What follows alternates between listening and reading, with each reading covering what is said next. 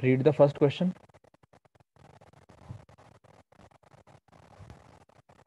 This is the question from EMI. Magnetic flux passing through a coil is initially, flux है 4 into 10 raised to minus 4 Weber. Initially flux है, I will call it as a phi 1. It reduces to 10% of its original value in t second. ये जो original value है उसके 10% reduce हो गया. Okay, अब देखो फाई 2 कैसा है, फिर phi 2 equal to 10% to that of phi 1. So phi 2 आएगा 10/100 इंटू फाई 1. सो फाई 2 आएगा 0 0 गया 0.1 into 4 into 10 raise to minus 4. So phi 2 आएगा हमारा 0.4 into 10 raise to minus 4 weber. ये फाई 2 एंड फाई 1 तो उसने दिया है, फाई 1 है 4 into 10 raise to minus 4 weber. तो ये फाई 1 एंड फाई 2 दोनों के वैल्यू हमारे पास आ गए. ओके, अब देखते हैं आगे क्या बोलता है. ये कितने टाइम में हुआ, टी सेकंड में हुआ. फाई 2 से फाई 1 टी सेकंड में हुआ. If the EMF induced is, EMF उसने दिया है 0.72 into 10 raise to minus 3 volt, then T second is, मतलब हमें टाइम यहाँ पे फाइंड आउट करना है.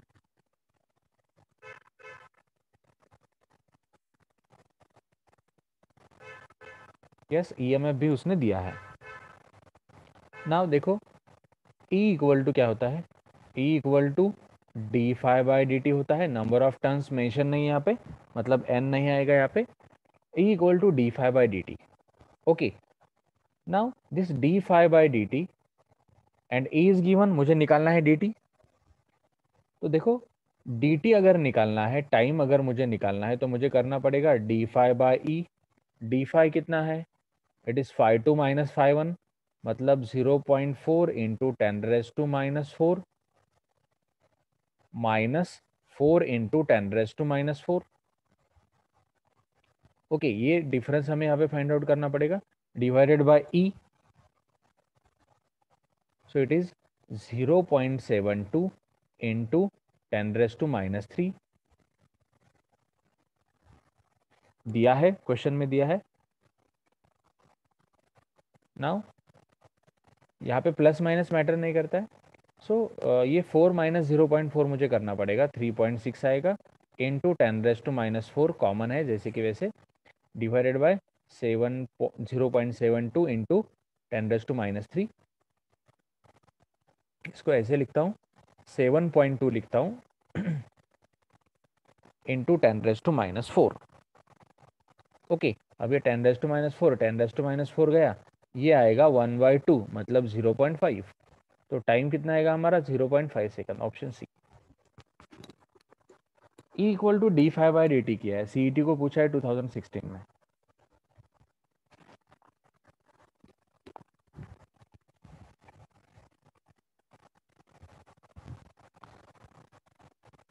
इज इट विजिबल, ब्लर दिसते का थोड़ा सा. आई विल रीड इट हो प्रॉपरली. सर. दिसते का की ब्लर दिसते बेटा पूर्ण.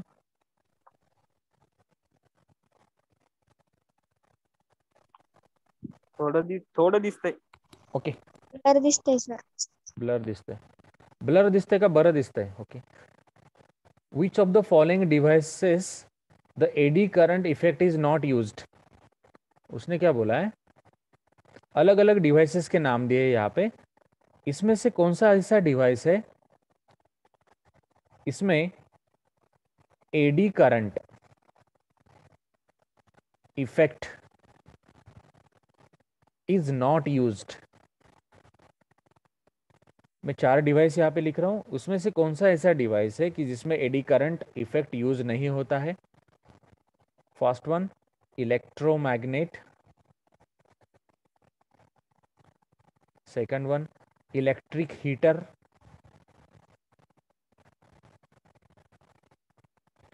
इंडक्शन फर्नेस,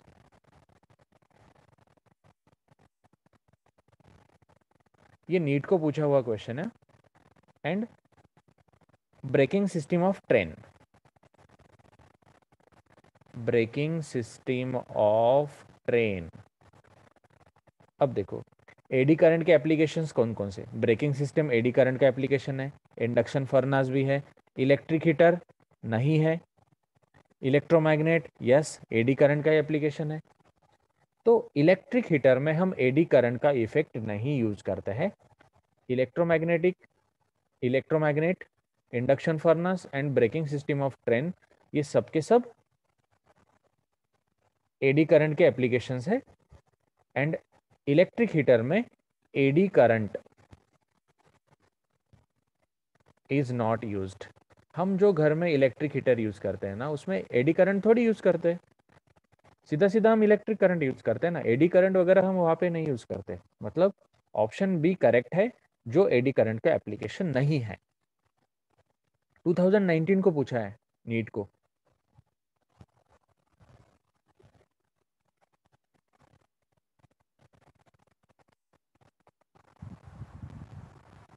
नेक्स्ट वन, इस टाइप का आई थिंक, देखो इस टाइप के मैंने लगभग 4 प्रॉब्लम्स अब तक लिए हैं, 4 प्रॉब्लम्स, एंड यही रीजन है कि नीट को ये बहुत बार पूछा गया है क्वेश्चन, 2019 को भी पूछा है। अ cycle wheel of radius, radius दिया है, एक साइकिल व्हील बोल रहा है वो, ऐसा एक साइकिल व्हील है, व्हील मतलब ऐसे रहेगा ये उसका सेंटर, ये उसका रिम, एक साइकिल व्हील बोल रहा है जिसका रेडियस है 0.5 metre, is rotated with constant angular velocity, angular velocity दिया है उसका 10 radian per second, in region of magnetic field of, magnetic field भी दिया है 0.1 tesla, which is perpendicular to the plane of the wheel, perpendicular बोला है। The EMF generated between its centre and the rim, centre and rim के बीच में EMF कितना होगा, ये फॉर्मूला अब तक आपको याद होना चाहिए, E equal to half B omega L का स्क्वायर। 5th नंबर का प्रॉब्लम है, 5वीं बार हम इस टाइप का प्रॉब्लम ले रहे हैं, हाफ बी ओमेगा एल का स्क्वायर। अब देखो यहाँ पे लेंथ कितना है, लेंथ इक्वल टू रेडियस है ना, एल इक्वल टू आर है, so it is half B is 0.1, omega is 10, L का स्क्वायर लेंथ है 0.5, सो 0.5 का स्क्वायर करना पड़ेगा, ये 10 0.1 गया। ओके अब देखो इसको आप डायरेक्टली गेस कर सकते हैं, इट इज 0.5 इंटू 0.5 हमने कर दिया यहाँ पे, तो ये आएगा 25, 0.25 मतलब 0.25 divided by 2, so 0.125, option C is correct. Old NEET को पूछा है अगेन 2019,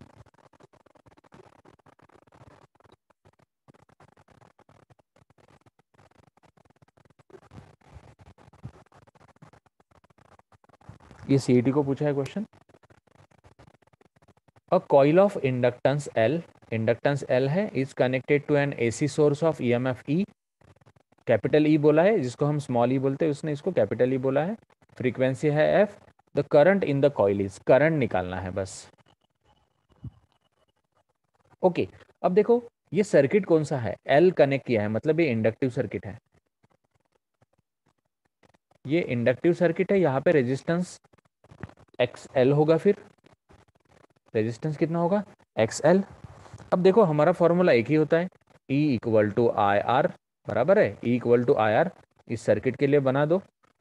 E कितना है बोल रहा है वो, कैपिटल E है, I हमको निकालना है, एंड आर एल कितना होगा एक्सएल, आर कितना होगा एक्सएल, आर एल नहीं, आर होगा एक्सएल।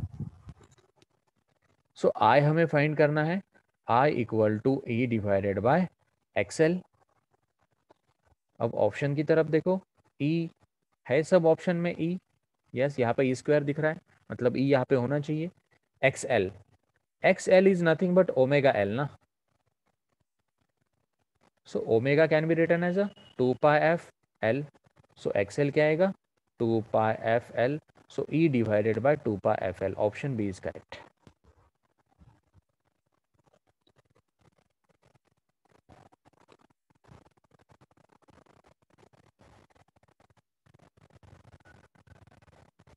देखो कुछ भी नहीं यहाँ पे. हमने क्या किया है E equal to I R किया है बस. E इक्वल टू ई की जगह पे कैपिटल ई लिया, आई जैसे कि वैसे आर की जगह पे लिया एक्सएल. सो आई निकालना है तो E divided by XL. So E divided by XL मतलब omega L. E divided by omega मतलब 2πf L. खत्म. आ गया answer. Option B is correct.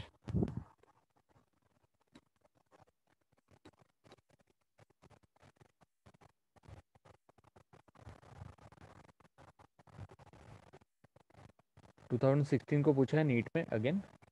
A long solenoid has 1000 turns. Solenoid word आया है. When a current of 4 ampere current दिया है उसने, flows through it, the magnetic flux linked with each turn of solenoid is, flux भी दिया है. Self inductance निकालना है, एल निकालना है. Self inductance L. एकदम बेसिक कंसेप्ट से जाएंगे. देखो अगर हमें एल निकालना है self inductance, we know this flux is directly proportional to I रहता है. So this flux equal to L I हो जाता है. Flux equal to L I हो गया. अब देखो हमें निकालना क्या है, हमें एल निकालना है. सो एल इक्वल टू क्या हो जाएगा flux divided by I. L is what flux divided by I. Flux कितना दिया है 4 इंटू 10⁻³ क्वेश्चन में दिख रहा है. करंट कितना दिया है 4 दिया है. ओके 4 4 गया 10⁻³ आया. एल कितना आया 10⁻³ ओके. अब देखो यहाँ पे क्वेश्चन में उसने नंबर ऑफ टर्न्स मेंशन किए हैं, तो नंबर ऑफ टर्न्स से इस आंसर को बस मल्टीप्लाई कर दो. क्योंकि ये जो फ्लक्स होता है फ्लक्स के साथ ये कैसे रहेगा मल्टीप्लिकेशन में रहेगा. सो एल आएगा आपका 10⁻³ इंटू, देखो ये 10⁻³ एक टर्न के लिए है. वन टर्न, एक टर्न के लिए 10⁻³ आया है. ऐसे कितने टर्न्स है 1000 है. सो 1000 मतलब 1 2 3. सो 10⁻³ इंटू 10⁻³ बच गया 1 henry. Option B is correct. कितना सिंपल क्वेश्चन है देखो. नाउ इसको ऐसे भी कर सकते हैं if you are having any confusion. So flux equal to L I, यहाँ तक तो आपको कोई भी कंफ्यूजन नहीं होना चाहिए. मैंने एक बात बोली थी आपको कि नंबर ऑफ टर्न्स कहाँ पे जाता है हमेशा, नंबर ऑफ टर्न्स जाता है फ्लक्स के साथ. बस फ्लक्स के साथ एन को दे दो, एल निकाल दो. L equal to N flux divided by I. N number of turns कितना है 10⁻³. फ्लक्स कितना है 4 इंटू 10⁻⁻3. करंट कितना है 4 4 4 गया बचा कितना 1. वही आंसर आ रहा है वापस से. कैसे भी करो आप आंसर 1 निकालो बस.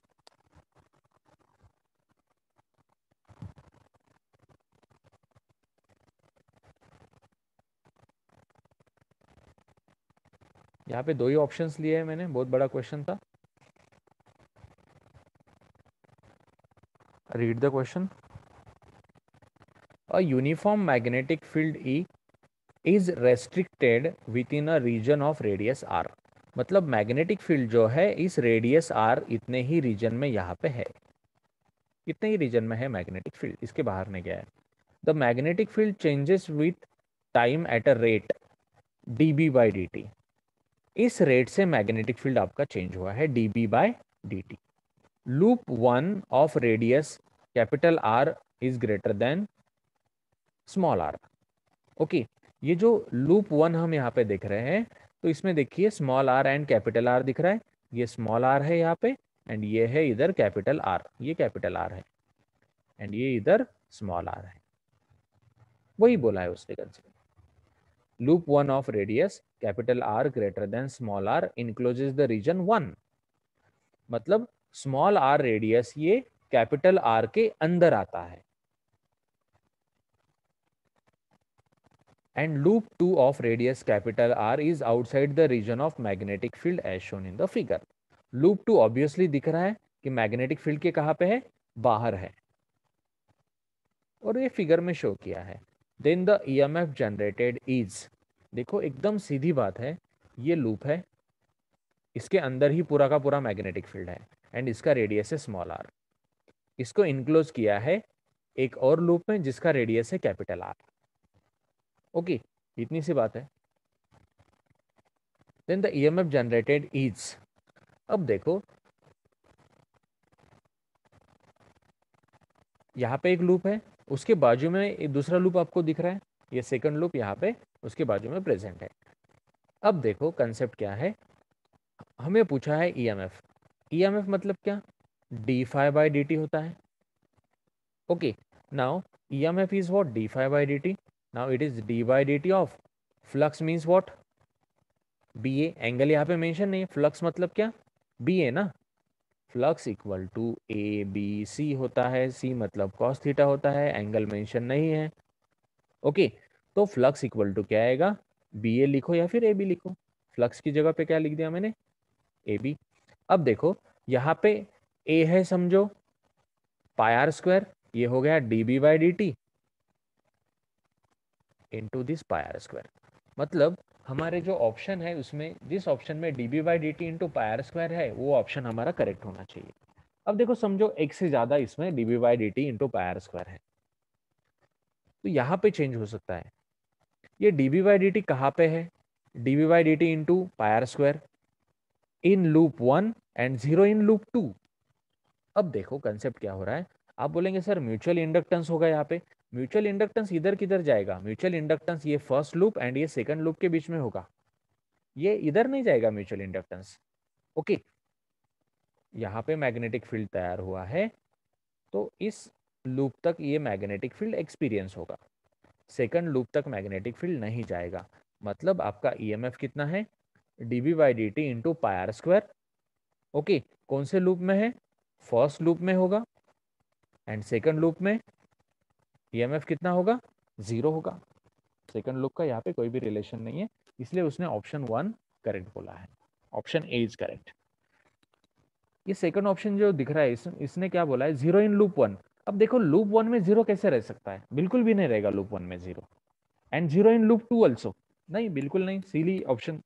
ओके, सो ऑप्शन ए मुझे प्रॉपर लग रहा है, so I will take the option A.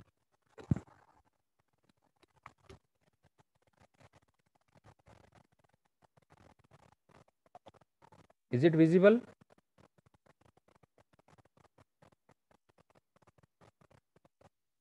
I will read it. A 800 turn coil of effective area, एक कॉइल है, आई विल ड्रॉ हियर, एक कॉइल है, इसके नंबर ऑफ टर्न्स है 800 एंड इस कॉइल का एरिया है 0.05 meter square. Okay, now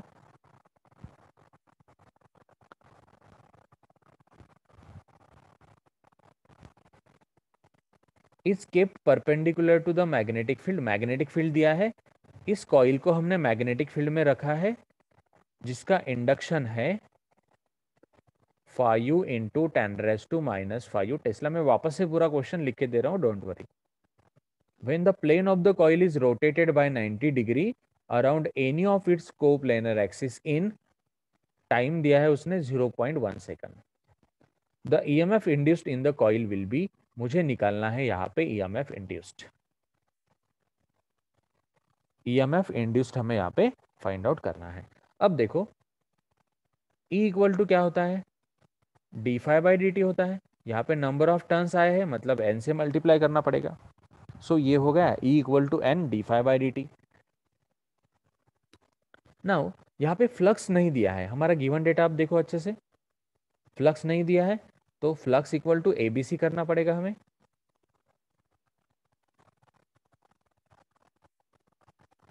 okay, अब देखो अगर हमने यहाँ पे flux equal to A B C कर दिया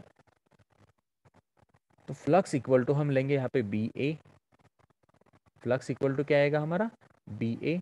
सो ये बनेगा कुछ इस तरीके से, E equal to N d by d T of flux is what, B ए।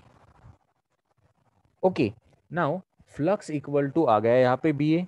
अब अलग अलग वैल्यूज दिए है, बस यहाँ पे रख दो। सो E इक्वल टू एन दिया है 800। नाउ B का वैल्यू कितना दिया है यहाँ पे, B मुझे दिख रहा है 5 × 10⁻⁵। A दिया है 0.05। देखो यहाँ पे बस मैंने वैल्यू रख दिए, फर्स्ट वाला नंबर ऑफ टन, सेकंड वाला 5 × 10⁻⁵ वैल्यू दिया है B का, एंड A दिया है 0.05 एंड टाइम दिया है 0.1। ओके, इसको सिंप्लीफाई कर दो। So this E equal to, नाउ ये दो 0.05 है ना, मैंने इसको 5 कर दिया, मतलब उसके साथ ये 2 0 चले जाएंगे। सो 8 × 5 40 आएगा।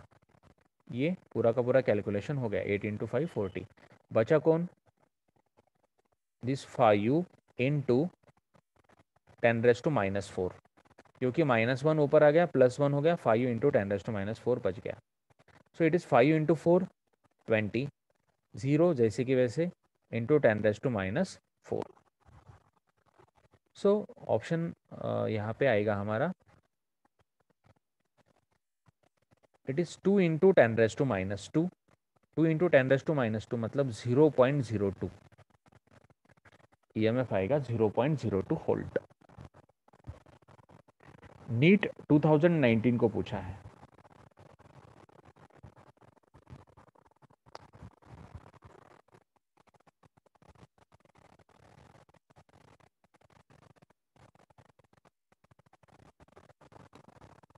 This question is from AC circuit. Read the question. JEE मेनला विचारलेला आहे 2020ला.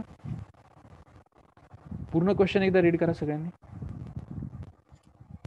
This is the question from AC circuit. AC सर्किटच्या रिलेटेड हा क्वेश्चन आहे. बघा इकडे as it is mention in the question LCR circuit. उसने क्या बोला है, LCR सर्किट बोला है. LCR सर्किट बोला है मतलब this question is definitely related with the AC circuit. Now a LCR circuit behaves like a damped harmonic oscillator. मतलब यहाँ पे उसने दो कंसेप्ट मर्ज किए हैं. वो कंसेप्ट है डैम्प्ड ऑसिलेशन का फर्स्ट क्वेश्चन एंड LCR का सेकंड वन. देखो दो क्वेश्चन को उसने यहाँ पे मर्ज अप कर दिया है. क्या बोल रहा है, LCR सर्किट बिहेव्स लाइक अ damped harmonic oscillator. LCR circuit damped harmonic oscillator बोल के काम कर रहा है. Comparing it with a physical spring mass damped oscillator. Damped oscillator के साथ उसको कंपेयर करो बोल रहा है. Having damping constant B, the correct equivalence would be. तो दोनों का इक्विवेलेंस किस तरीके से आएगा. अब देखो दोनों चैप्टर हमने देखे हैं. ये डैम्प्ड हार्मोनिक ऑसिलेटर का फॉर्मूला आपको याद होगा, damped harmonic oscillator. Okay, oscillation का ये कंसेप्ट है, ऑसिलेशन चैप्टर में दिया है. If you remember, m d²x/dt² plus b dx/dt plus kx equal to 0. इस तरीके का फॉर्मूला होता है डैम्प्ड हार्मोनिक ऑसिलेटर का. ये हमने ऑसिलेशन चैप्टर में ऑलरेडी देखा है. अब देखो LCR सर्किट के साथ उसका इक्विवेलेंस बनाओ, ऐसा उसने बोला है. नाउ इसमें आपको एक लॉजिक मैं बताता हूँ. इसमें क्या करना है, वहां पे जो मास होता है, मास LCR सर्किट में हमारा सेल्फ इंडक्टेंस होता है. जैसे वहां पे मास काम करता है ना, ऑसिलेशन को जो अपोज करता है, यहाँ पे इंडक्टेंस क्या करता है, करंट को अपोज करता है. तो मास L के इक्विवेलेंट होता है. ओके, वहां पे डिस्प्लेसमेंट जो होता है, यहाँ पे चार्ज मूव होता है. वहां पे पार्टिकल्स का डिस्प्लेसमेंट होता है, यहाँ पे चार्ज मूव होता है सर्किट में. तो ये इक्विवेलेंस बस आप यहाँ पे दिमाग में आपको रखना है. उसके हिसाब से ये फॉर्मूला देखो कैसे बनेगा, L d²q/dt² प्लस, अब यहाँ पे सेकंड जो कांस्टेंट होता है, डैम्पिंग कांस्टेंट हम उसको बोलते हैं, डैम्पिंग कांस्टेंट. यहाँ पे उसका रोल परफॉर्म करता है रेजिस्टेंस R. तो B के जगह पे हम रखेंगे R again it is D Q by D T. Okay, बचा कौन? एल आर, एंड के की जगह पे हमें लिखना है 1/c। एक्स मतलब कौन? Q equal to 0। देखो 1/c Q, X C equal to 1/ओमेगा c होता है ना, एक्स सी इक्वल टू 1/ओमेगा c, इसलिए ये जो कांस्टेंट जाएगा ये कहाँ पे जाएगा? डिवीजन में, मतलब के इज व्हाट? के इक्वल टू 1/c। ये बस आप ये चीज़ याद रखो, मास की जगह पे एल रख दो, एक्स की जगह पे क्यू, बी की जगह पे आर, एंड के की जगह पे 1/c। कोई भी इक्वेशन देने दो, आप उसको डायरेक्टली कन्वर्ट कर सकते हैं। एक्चुअली ये इक्वेशन लिखने की आपको ज़रूरत भी नहीं है। अगर आपने ये मैंने जो पार्ट बताया है यहाँ पे, ये अगर आपने याद रखा, एल की जगह पे एम, सी की जगह पे 1/k, आर की जगह पे B. Okay, so option C यहाँ पे आपका करेक्ट आएगा। मतलब ऑसिलेशन में जो काम एम करता है वो एलसीआर सर्किट में एल करता है। वहां पे 1/k जो काम करता है, 1/k वो यहाँ पे सी करता है, कैपेसिटेंस। ओके, नाउ वहां पे डैम्पिंग कांस्टेंट जो काम करता है, देखो डैम्पिंग कांस्टेंट जो काम करता है वहां पे रेजिस्टेंस करता है। डैम्पिंग कांस्टेंट क्या करता है? अपोज करता है ना। यहाँ पे अपोज कौन करता है? एलसीआर सर्किट में रेजिस्टेंस अपोज करता है।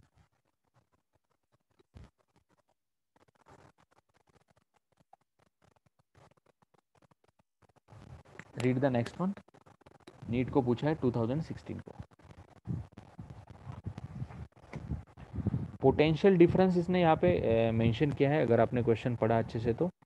Now he has mention here potential difference across the resistance, capacitance and inductance are.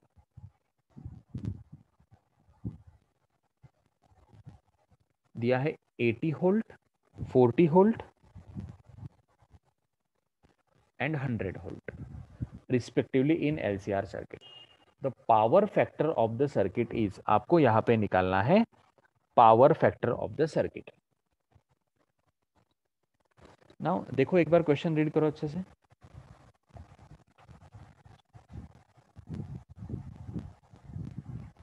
Now power factor का फॉर्मूला आपको पता होगा। पावर फैक्टर मतलब क्या होता है? Power factor is nothing but cos phi ना।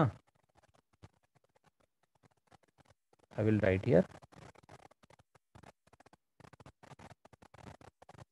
नाउ पावर फैक्टर हमें निकालना है, power factor. Okay, power factor मतलब कौन? Cos phi. कॉस फाई मतलब कौन? R by Z. Okay, now cos phi equal to R by Z, मतलब मुझे आर बाय जेड बस यहाँ पे निकालना है।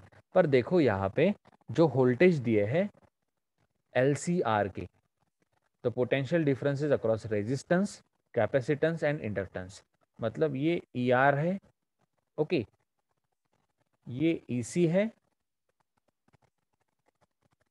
एंड ये जो है ये ई एल है। ओके, नाउ ई एल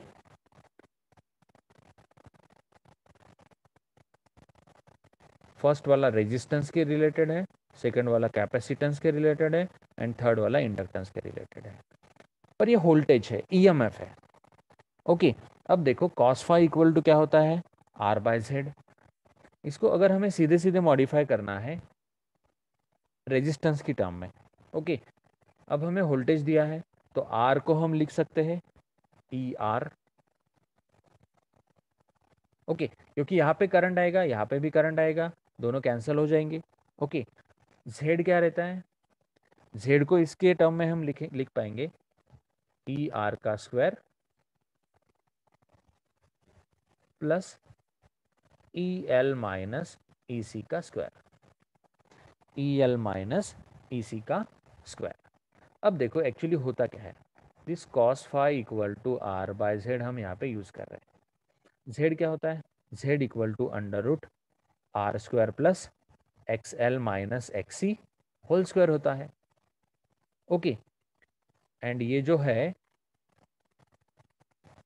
ऊपर का रेजिस्टेंस, रेजिस्टेंस जो होगा ये जेड है, Z equal to under root this value. अब देखो आर, आर क्या आएगा in terms of its EMF? ये आएगा E R. Now this resistance is R, इसका ईएमएफ कितना होता है? ई आर होता है। इसका ईएमएफ कितना होता है, ई आर, इसका ई एल, इसका E C. E equal to I R की फॉर्मेट में बस इसको कन्वर्ट कर दो, मतलब आर क्या हो जाएगा, R equal to E by I. अब देखो, इसका ई डिवाइडेड बाय आई, इसका ई डिवाइडेड बाय आई, दोनों आई आई कैंसिल हो गए, इन टर्म्स ऑफ ईएमएफ आपका फॉर्मूला बन गया। बस इसको सिंप्लीफाई करो। ई आर कितना है आपका, ई आर दिया है 80।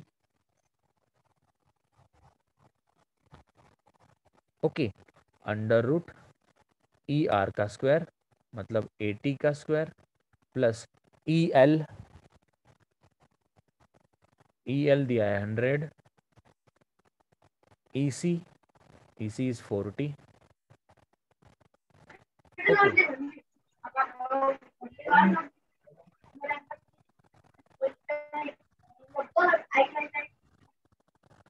now what is this, it is 80 divided by under root this 80 का स्क्वायर प्लस दिस 60 का स्क्वायर आएगा, 80 का स्क्वायर प्लस 60 का स्क्वायर। बस इसको सिंप्लीफाई कर दो, ये वापस से लिखता हूँ, 80 डिवाइडेड बाय अंडर रूट 80 का स्क्वायर प्लस 60 का square.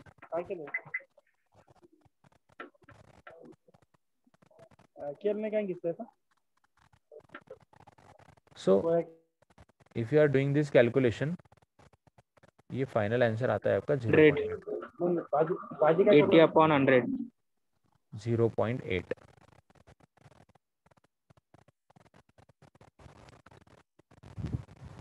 it is 80/100, so this 0 so it is 0.8, final answer is 0.8, option D is correct.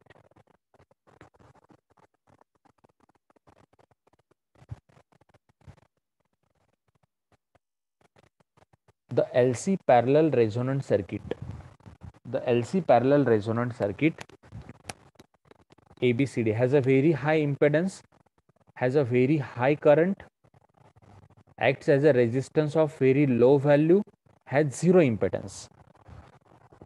देखो यहाँ पे क्वेश्चन, ये थ्योरी क्वेश्चन दिया है उसने सीधे सीधे, एंड यहाँ पे जो सर्किट उसने मेंशन किया है LC पैरेलल रेजोनेंट सर्किट उसने बोला है।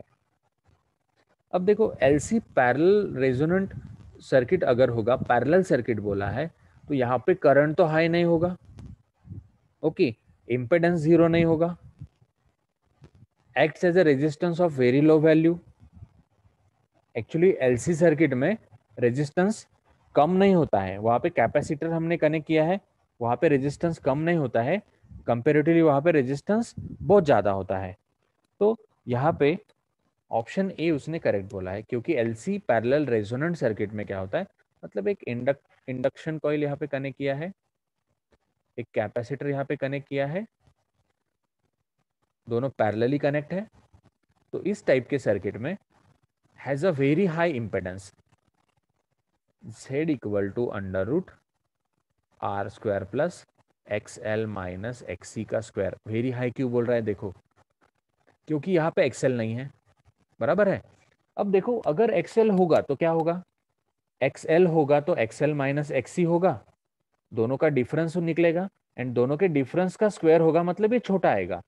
पर अगर XL यहाँ पे 0 है आपका, या फिर देखो XL एंड XC आप यहाँ पे कंसिडर कर रहे हैं, R का वैल्यू आपने वहां पे साइड में रखा है, R तो कांस्टेंट होता है हर सर्किट में, LC XL है, XC है, एंड वो दोनों का जो डिफरेंस निकलेगा वहां पे उसका स्क्वायर हो जाएगा, मतलब डेफिनेटली यहाँ पे Z का वैल्यू कैसे आएगा, Z का वैल्यू कंपेरेटिवली हाई आएगा इन LC parallel resonant circuit. So option A is correct.